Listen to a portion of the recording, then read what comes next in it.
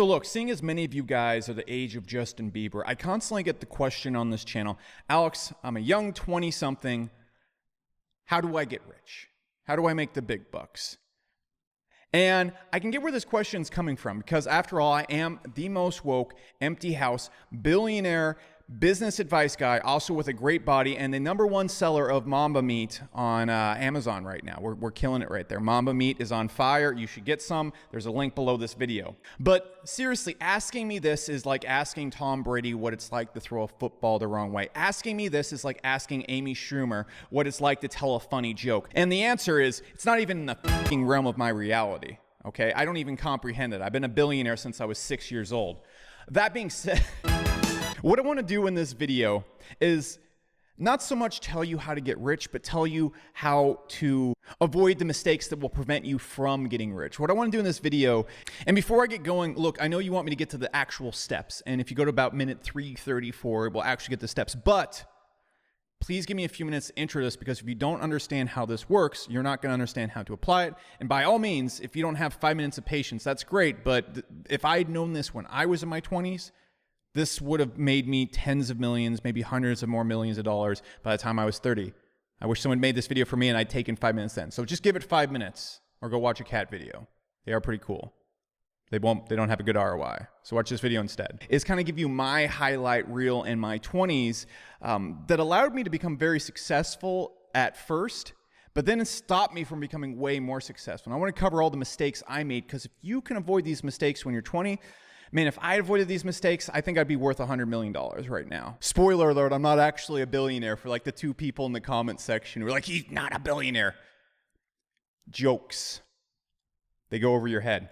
And while I was able to have my first $1 million year when I was about 23 years old, I made so many mistakes that stopped me from growing. And so I want to talk about this in this video. Your 20s are dangerous. They're very dangerous because you have more energy and more creativity than you will ever have in your entire life, but you also have an excess of stupidity and confidence in said stupidity. And in fact, you're not even aware of it. You're like a race car driver who's driving around the track drunk and doesn't even realize that they're drunk, which you're going to be having tons of fun. You're going to have a ton of energy, but you're also drunk and you don't know it. And the best way to deal with this is to realize that you are drunk and do the thing that you would do, which is really eye the road and be very careful with what you're doing and think ahead of time and realize that you're drunk and counteract it. So let's just dive into it. The first thing you guys are going to ask or think is, well, do I invest in things, rental properties?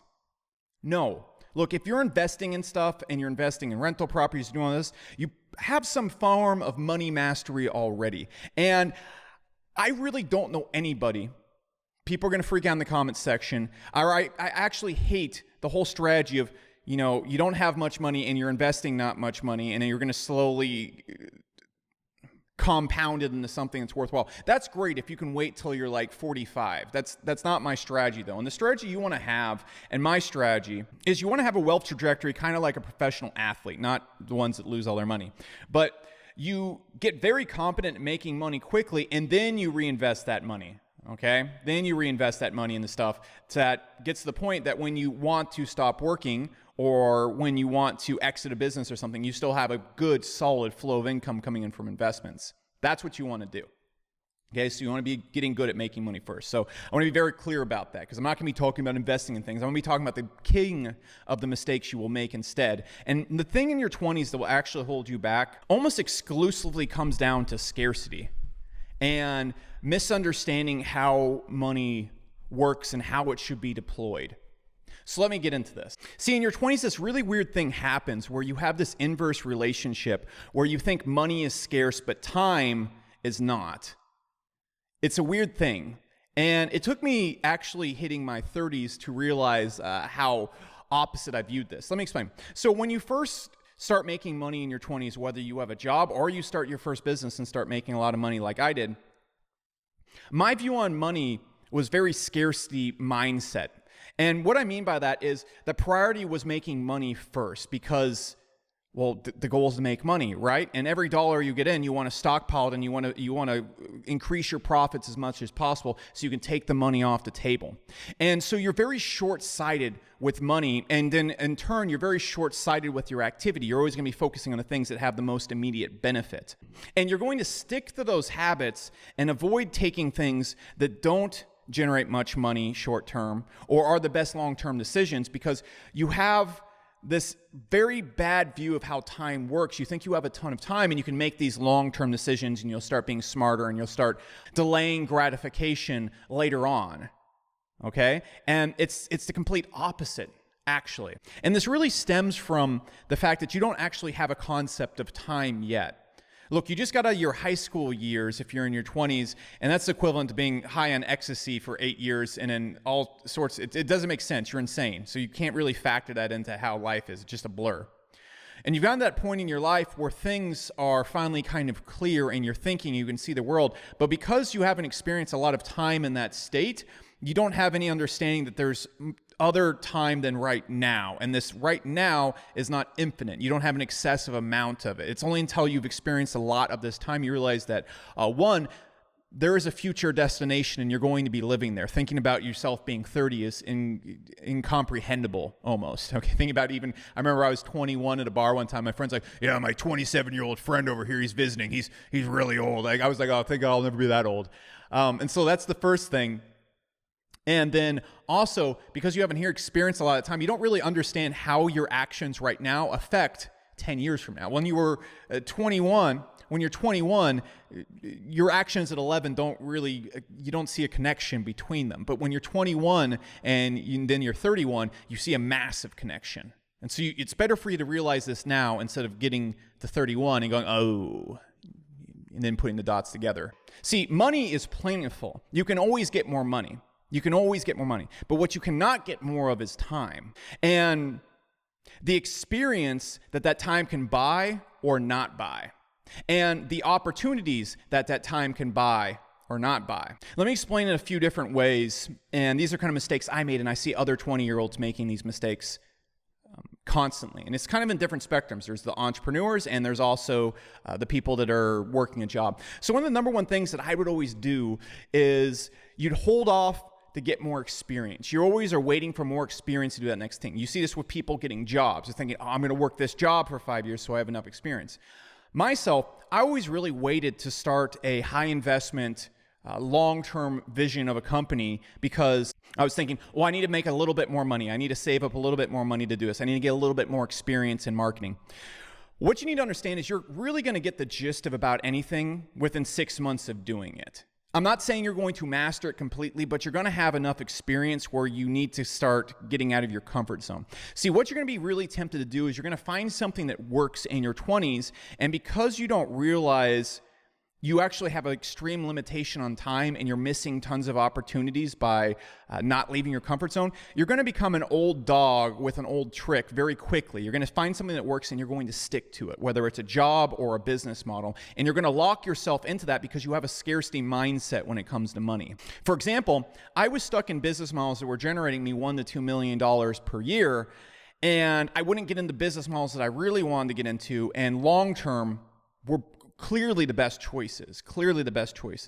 Over a 10-year period, clearly the best choices. But I wouldn't, because I was building experience, and you don't want to kill what's working now. And focusing on what's working now is short term. It's based around scarcity, because you don't want to lose what's working now. Going from making $1 million a year to making $100,000 a year, or even like getting funding for your company and barely making any, that seems unthinkable. And when you think about it in the short-term money mindset, it is unthinkable. But when you're actually looking at the fact that money is replenishable and that time is very limited, the long-term decisions are the only thing that makes sense, because over the span of 10 years, those long-term decisions, if you just look at them next to each other, 1-year decisions versus 10-year decisions, the 10-year ones are always the best decisions, even if they don't pay off, because you only have so much time to make 10-year decisions. You don't have an unlimited amount of time to make these long-term decisions. You really, between 20 and 45, have about 6 to 7 really long-term decisions you want to make. And so you want to start those long-term decisions as soon as possible and start breaking out of your comfort zone as soon as possible so you can get into those long-term, higher payoff decisions. And so sticking to your tricks that are working or sticking into something for experience that's comfortable to you, that's usually where 20-year-olds are going to get messed up at. I had plenty of money to be investing in the SaaS company I have now and working on really big, ambitious projects when I was in my 20s, but I didn't because, well, the money took priority. The short-term money took priority. And that doesn't mean that I was being greedy. It means that, hey, I'm going to work on a thing that generates me $1 to $2 million a year right now instead of the thing that could generate me $100 million in 10 years. And what you need to be comfortable doing in your 20s, because time is the finite thing. Money is not. If you lose the money, you can make the money back.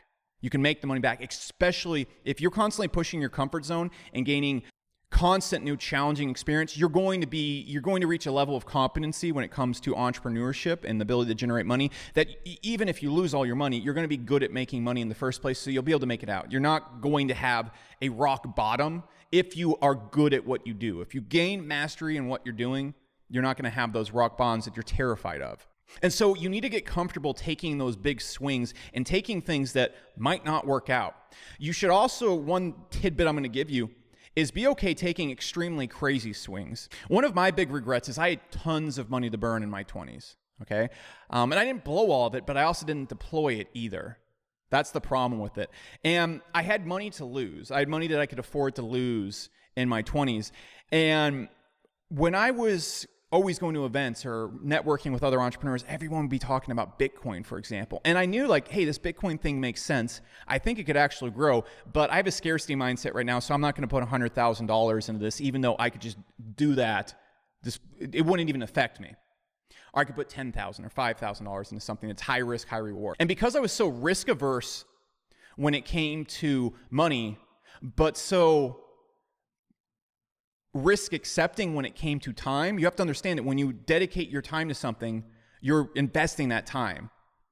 Can't always get more time. So that's a very big risk. And so because I was thinking like that, the money was so valuable that I didn't take those big swings. If I just listened to a few people put 10,000, 50,000, 100,000, could have worked out very well. But again, I wasn't taking the big swings in my career and also in investments. And that's not really an investment. That's just kind of like putting money on Red 32 in Vegas and like, so, but if you see something you believe in and you have money you can lose, don't be afraid to take those swings if you can afford to lose the money. Don't be afraid to take those big shots that won't work in a year or 2 years, but will work over 10 years. Almost every single person that's worth $100 million, every person that's a billionaire, they took those big shots. And if they're young billionaires, young 100 millionaires, whatever, they took those shots and ate ramen noodles early, because time is the thing that is finite, not the money. Always, always, always, if I can give you one moral of the story, be thinking in at least a 10-year period. The actions that are going to make you money right now or make sense right now do not make sense over a 10-year period. Working that job for 5 years to gain experience does not make sense over a 10-year period. Going and getting 6 months experience at that job, really figuring out how it works, and then jumping out of your comfort zone to start the big thing you're going to work on, it's not going to work that year. It's not going to be as safe and comfortable as a job, but over 10 years, it's going to pay off so much more. That time you invest in the challenging thing is going to pay off immensely. Now, just a few other tidbits that I think are just going to be really helpful, because I see young guys having problems with this all the time. Aimless dating. Look, if you want to settle down and get married in your 20s, by all means, do what you want to do, dude. However, I cannot think of something that's a bigger waste of time than going out and aimlessly dating like most people do in their 20s. It is a very time-consuming, very emotional, energy-consuming thing. Getting in long-term relationships that you don't have an intention of, or you don't truly see going somewhere, it's kind of 50-50, or don't truly, you're in your life and like, this adds a zillion times my life. It's a giant waste of time. And if you're not trying to get married in your 20s, if it's not extremely important to you to start a family in your 20s, like ask yourself, is it extremely important to me that I get married and start a family? I highly suggest you live like a monk, or you at least do not prioritize it at all. That means going out to hit on girls. That means going and constantly hanging out with girls. Not that there's anything wrong with girls, but they are huge time and energy sinks. They are massive time and energy sinks. And it's going to sap the energy that you have in your 20s. And you're probably thinking, well, I'm in my 20s, I want to hit it up. No. What you want to do in your 20s, you want to work on yourself so much that by the time you're 30 and you're actually ready to start dating, you're actually looking to meet people and start long-term relationships, that you are in such a high position, you attract other great people into your life. I'm going to tell you the secret to anything, whether it's making friends or meeting great women, is you need to be at a place in your life where you attract great people with you. If you're not a great person, you're not going to attract other great people. There's no way you can hack or trick people into dating you. And be very careful to do both of those things. If you become extremely successful, but you're still a little chode, which, I mean, it's going to be really hard for you to be successful if you're a chode. But you're going to attract the wrong people all the same way. Also, in your 20s, it's so easy to fall into this. Don't fall in the monkey see, monkey do. When you're young, you're constantly trying to identify as something because you don't really know who you are. And so you're going to see certain entrepreneurs or certain people on YouTube or certain influencers, and you're going to try and identify as that type of person. And you're going to try and mimic that. And one of the biggest mistakes you'll ever make is mimicking other people. You're not going to understand in your 20s that you have very specific strengths. And if you don't play to those strengths, and if you don't recognize who you are, you're going to play to your weaknesses, or you're going to get caught up in things that aren't particularly important to you. So it's very, very important that you are not particularly going to know who you are or what you want or what your strengths are. But the most important thing you can do is don't try to mimic people. Just do things that make sense to you. Do things that make sense to you. Learn from other people, take what they're saying in, but don't try and mimic other people. Don't try and do things because other people are doing them. Don't go and look at what other people are doing and do that. For example, I wanted to be a famous entrepreneur, well known for being successful. And so I'd imitate all these other famous entrepreneurs, and I was just playing to my weaknesses big time. And I go out there and I go and also had a pretty crazy lifestyle. And I thought, okay, this is what a successful person does. And the reason why I had those ideas in my head, the reason why I was so unfocused is because I was looking at other people doing monkey see, monkey do and saying, oh, this is what they're doing, so this is what I should do if I want to be like that person. Big mistake. Instead, triple down on your weirdness and what makes you you. That's going to get you way more results. And then that's going to tell you exactly where you need to be going. Don't do monkey see, monkey do. And then another thing is when you're in your 20s, it's, again, you want to feel like you've made it. You want to feel like you're successful in your own way, at least myself.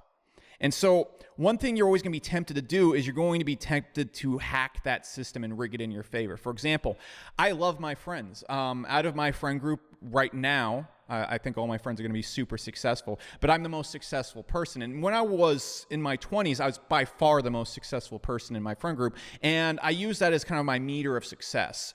And it wasn't that I went and shied away from meeting more successful people, but I got in that area and I was like, this is cool. I've made it. And the truth is I didn't really make it in the terms of really killing it. And I got too comfortable in that zone of my life because you want to feel comfortable and you want to feel good about yourself, and you don't like that feeling of uncomfortableness, and you don't accept in your 20s, you're going to think you have things figured out and you know how life kind of sort of works.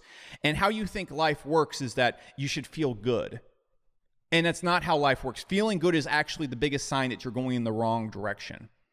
And because you think you should feel good, and because you want to identify as something now, and because you have this excessive amount of energy and excessive creativity, but you also believe that you have an excessive amount of time, you just end up like you end up as this really powerful force that's going in 15 different directions, all of which are the wrong direction. And it's not good. It's like, again, you have a race car that can go 200 miles per hour, but you're also driving around the track drunk and you're not aware of it. And so that's my best advice if you're 20 something. There's no specific business advice, no tactic you can use. Look, if you're in your 20s and you focus on getting good at what you do, and you kind of follow the rules that I just set forth right here, you're going to get good at something, you're going to get very competent at it, and your ability to make money is going to come easily. But it's recognizing when you're making those mistakes that will prevent you from making money or lock you down at where you're at right now that's going to happen. Because what happens in your 20s, one final lesson I'm going to give you, is you're going to hit those points of success and then you're going to cling to them instead of jumping to the next thing and jumping to the next thing, because you think you can just cling to it and you can make the decision later on. Don't make it later on, because also in your 20s you can afford to take crazy risk because money is replenishable. Time is not. And so that's everything, guys. If you like videos like this, be sure to subscribe to the channel. I run ads to people that have subscribed. Hit the notification button and hit the like button. I can target that in Google Ads. And I spend a couple bucks a day running ads to that demographic, and I give away thousands of dollars of free courses I made in the past. I don't sell any beginner courses on the channel anymore. I don't sell beginner stuff, but I did in the past. And so I'll give you all that stuff that shows you how to build businesses and all the tactics. Just be sure to subscribe, hit the notification bell, and smash that like button. That's it, guys. Let me know your thoughts in the comments section, and stay woke.